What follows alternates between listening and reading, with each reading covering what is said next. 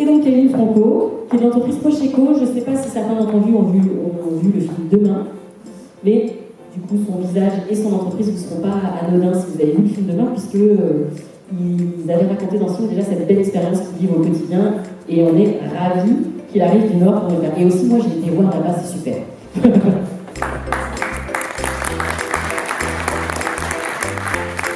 Et du coup, l'encre qu'on met sur ces enveloppes, ce qu'on imprime chez nous, était toxique au départ, jusque dans le début des années 2000. Donc vous étiez en contact direct avec un produit nocif pour votre santé et la santé de votre foyer. Donc il fallait changer ça. Nous, c'était aussi important puisque le fait d'imprimer chez nous, ça dégage des odeurs, des solvants, et nos collègues au contact de ça rentraient chez eux le soir et avaient des maux de tête, des malades avec ce contact avec les encres. Donc au bout d'un an de travail, en partenariat avec un fabricant d'encre, on n'a pas fait ça tout seul, on a exposé la situation à notre fabricant et on lui a dit on veut travailler avec toi, nous, faire des tests chez nous et toi développer de nouvelles recettes. Et au bout d'un an, on a réussi à trouver une formule sans solvant, sans produits chimiques, à base d'eau et de pigments naturels, et donc une encre beaucoup plus respectueuse de la santé et de l'environnement. Travailler aussi sur un autre déchet, mais c'est un grand sujet du moment, notamment de l'ADEME, c'est toute la chaleur dégagée par les machines. Que faire de cette chaleur quand on produit du froid, on produit du chaud pour produire ce froid et ce chaud, est-ce qu'on ne peut pas en faire quelque chose? On parle de chauffage aujourd'hui, mais c'est la thématique du jour. Et en fait, on a des compresseurs, des pompes à vide en plein cœur de notre usine qui produisent de l'énergie du vide, mais dégagent également énormément de chaleur. On a travaillé pour les mettre au cœur de l'usine et faire que ces pompes à vide permettent de chauffer tous les ateliers de production. Donc grâce à ça, on a pu supprimer la moitié de notre chaufferie gaz dans un premier temps, et ensuite on a changé complètement le système de chaufferie gaz par une chaufferie bois, pas alimentée que par nos 200 mètres carrés de bambou, ça ne veut pas vrai de vous dire ça, c'est alimenté par nos déchets de palettes. Les déchets de palettes, on ne savait pas quoi en faire au départ, on les découpe, on en fait du bois déchiqueté, et on le met dans notre chaufferie, et on chauffe tous les bâtiments logistiques, bureaux, et le lundi matin, les ateliers de production. C'est comme en 2008, ça a commencé, où un nouveau concurrent est arrivé sur le marché pour nous, qui était pas forcément... L'enveloppe, ça fait 30 ans qu'elle est morte et qu'elle doit disparaître. Au départ, c'était le zéro papier dans les administrations, et le fax, le Minitel, et aujourd'hui, c'est Internet. Ça, c'est un message typique qu'on devait mettre au départ sur nos enveloppes. Faites un geste pour l'environnement, passez à la facture sur Internet. Donc à la fois un concurrent et à la fois un message où nous, là ce que je vous raconte, c'est qu'on fait de l'économie, on est bon pour l'environnement, on milite et on travaille pour ça. Et il y a le mail qui arrive et qui nous dit on est meilleur que vous sur l'environnement. Du coup, là tout de suite la première interrogation c'est est-ce qu'on continue à fabriquer des enveloppes ou non, ou est-ce que l'alternative est meilleure? Et en questionnant nos clients, on n'a pas eu la réponse tout de suite. On l'a eu grâce à une étude qu'on a réalisée chez nous, une analyse du cycle de vie. Ça a été fait par le CNRS pour garder cette objectivité, que ce ne soit pas nous qui diffusions les résultats.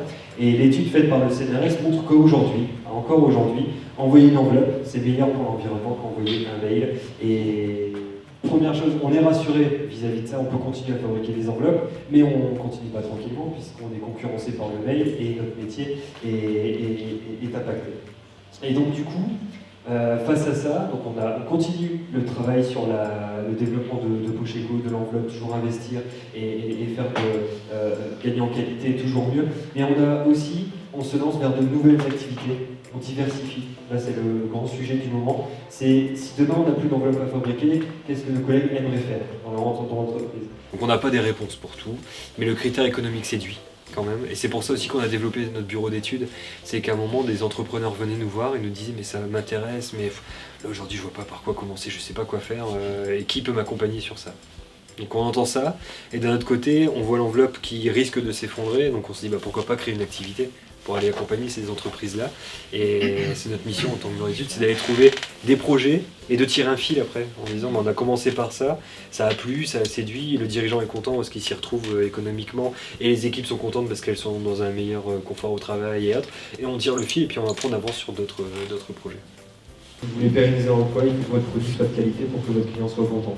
Il faut que l'environnement soit respecté, il faut que vous ne laissiez pas travailler. Et ça c'est la QSE, et la QSE c'est un système qui est toujours en amélioration, en reconstruction, et il n'est pas fait par quelques personnes responsables QSE, il est fait par l'équipe dans son ensemble. Qui s'approprie la démarche et que c'est eux-mêmes qui fixent leurs règles de bien-être pour l'équipe. Justement, en termes de règles, vous m'avez parlé des règles que l'équipe a produites sur l'embauche. Au niveau de l'embauche, il y a le savoir-faire, c'est une chose, mais ça on le détecte si la personne postule, on part sur une base de confiance et qu'elle a les compétences pour faire le métier qu'on lui demande. Là, ce qu'on va plus évaluer, c'est est-ce qu'on va savoir travailler ensemble. Et donc pour ça, on a mis en place quelques règles entre nous. Il faut qu'il y ait, donc la personne ait de l'intelligence et de la gentillesse, mais bon, ça on retrouve ça.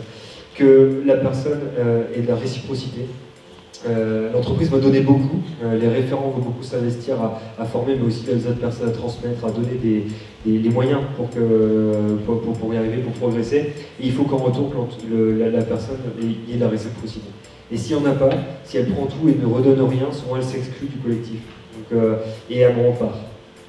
Mais naturellement, on n'a pas sans la remarquer. Donc réciprocité, intégrité et le dernier point, donc solidarité, ça rejoint aussi la réciprocité, mais c'est vraiment les règles qu'on s'est fixées et la loyauté aussi. Il y a également les travails en sous-groupe projet, vous avez compris. Ouais, beaucoup. Donc ça rejoint un peu le travail en binôme, donc binôme ou plus.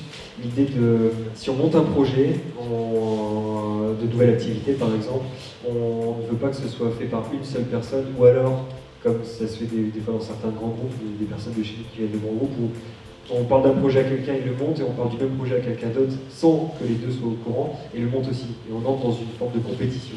Donc on veut plus être dans la coopération.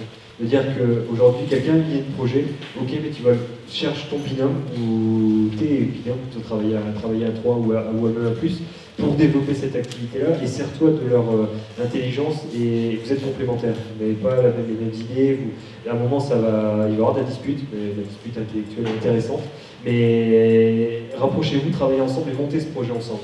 Parce qu'à deux, on est plus fort que tout seul. Oui. Ça revient aussi sur, vous m'avez aussi beaucoup dit qu'il y avait eu beaucoup de gros travail sur le bien-être au travail. Et qu'il y avait des choses qui étaient mises en place pour ça. Le bien-être, c'est un des sujets. C'est un des sujets quotidiens, surtout dans l'atelier. Et donc aujourd'hui, avant le CHSCT de l'entreprise qui devait exister, n'existait pas vraiment. On avait du mal à l'animer. Là, il s'est bien créé, avec des personnes de tout profil dans l'entreprise. Et c'est lui qui est le moteur. Et vraiment, on recherche, en discutant avec les collègues, en travaillant beaucoup avec eux, les meilleures solutions pour améliorer le bien-être.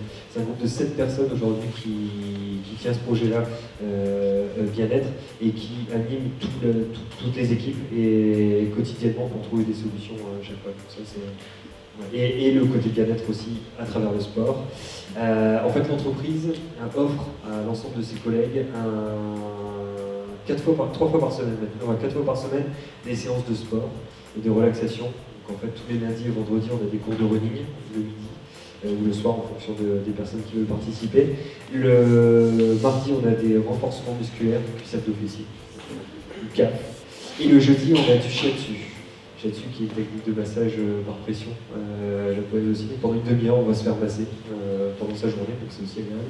Et on a également proposé qu'un ostéopathe vienne une fois par mois. C'est également offert par l'entreprise. Et donc tous les mois, l'ostéopathe va entre 10 et 12 personnes. Donc sur une année, il est capable de voir l'ensemble de l'équipe et d'avoir un suivi régulier de tout le monde. Donc voilà, et ça c'est toujours dans la dynamique, c'est la réciprocité. C'est nos collègues s'investissent beaucoup, donnent beaucoup, il faut qu'il y ait un retour à un moment. Et par le sport, par l'ostéopathie, par l'association où on propose des paniers de fruits et légumes, c'est des moyens de leur offrir des services et du bien-être à nos collègues dans leur tâche quotidienne. Donc en mettant en place ces référents, parce que peut-être qu'à l'époque où vous avez démarré ça, au départ il y avait effectivement un DRH, des organisations. Le niveau managérial, ça s'est fait, c'est assez récent quand même, c'est sur les 5-6 dernières années que ça a commencé à bouger. Aujourd'hui, il y a beaucoup plus de liens entre les équipes qu'avant. On n'est pas juste en lien avec un chef d'équipe, mais avec toute l'équipe. Tout le monde vient dans les bureaux. Tous les bureaux vont dans l'atelier, ce qui se passait très peu avant. On s'est donné un but dans l'entreprise, c'est qu'on a fait des choses sur nous-mêmes, mais il ne faut pas rester renfermé comme ça. Il faut aussi partager, en parler, expliquer, montrer que c'est possible et donner des moyens aux autres entreprises, organisations d'aller vers cette démarche-là. Donc quand Charlotte m'a parlé de ce projet-là, je me suis dit tout de suite, mais c'est vers ça qu'on doit aller voir ces publics qui sont aujourd'hui convaincus, mais qui peuvent se poser des questions sur comment, par quoi commencer, où aller pour pour entamer cette démarche. Donc les témoignages qui sont réalisés, ça va aussi vers... c'est pas facile, on le sait, mais on y arrive, étape par étape. Il y a des réussites, il y a des choses qui fonctionnent bien, on a des échecs, des moments, mais globalement le message est très positif et je pense qu'on est arrivé à un stade où en tant que citoyen, on a besoin d'entendre des choses positives.